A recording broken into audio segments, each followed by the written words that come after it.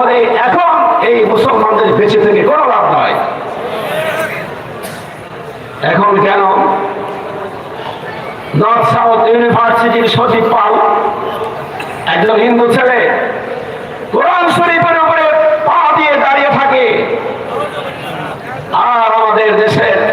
মুসলিম যুবকেরা north south ইউনিভার্সিটির ছাত্ররা তাকিয়ে তাকিয়ে দেখে, কিছুই বলে না, 2 দিন পরে স্লোগান তোলে। আমরা বলতে চাই যদি এটা মানিকগঞ্জ হতো, মানিকগঞ্জে কোনো স্কুল, কোনো ইউনিভার্সিটি, কোনো কলেজের হতো, আর কোন মানুষ আমাদের কোরআনের উপরে পা দিয়ে দাঁড়ায়, তার পা মানিকগঞ্জের জমিনে কেন বাংলার জমিনে চলতে পারে না?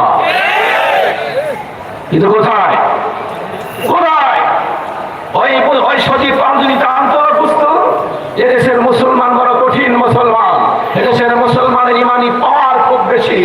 এলোমেলো কিছু করলে ঘাট ধরে মাটির নিচে দাবিয়ে দেবে, তাহলে সঠিক